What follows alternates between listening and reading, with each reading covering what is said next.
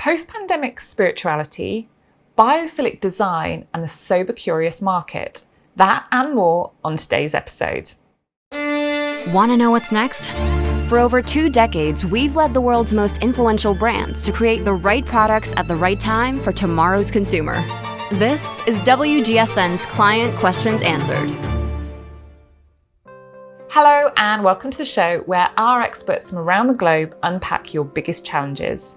I'm Carla Bizashi, President and CEO at WGSN. Let's get to it.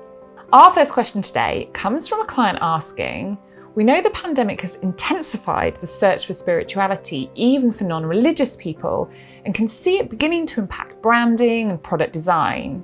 How can we expect this to unfold from 2022 onwards? A really great question.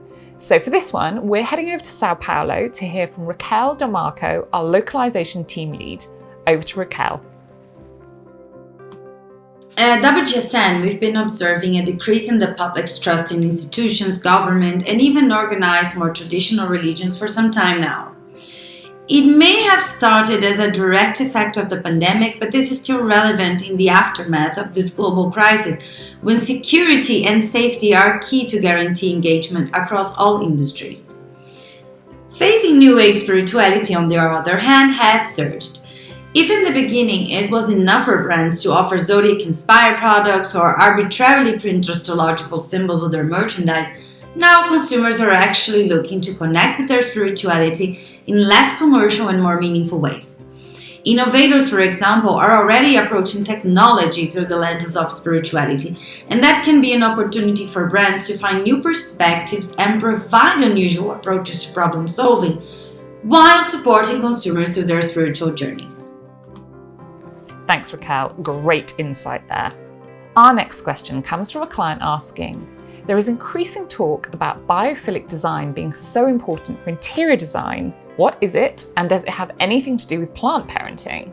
For this one, we're heading over to Lisa White, our creative director and director of interiors, who's based in Paris. Let's hear from her now. At WGSN, we've been talking about biophilic design and the resurgence of biophilic design since 2016. And basically what biophilic design is bringing natural elements into the built environment.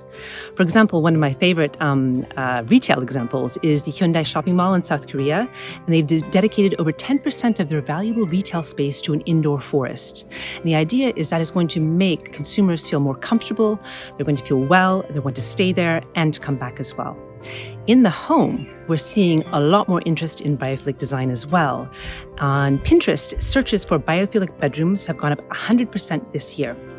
And of course, this also means plants, and plant parenting is a really central part of this. And we know that plants in the home help people feel more calm, more well, more energized.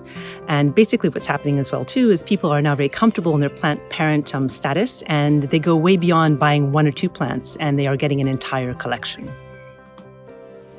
Amazing. Thank you, Lisa. As always, giving us major plant parenting inspiration. Our final question for today comes from a client asking, we've heard about the rise of the SoberCurious Market.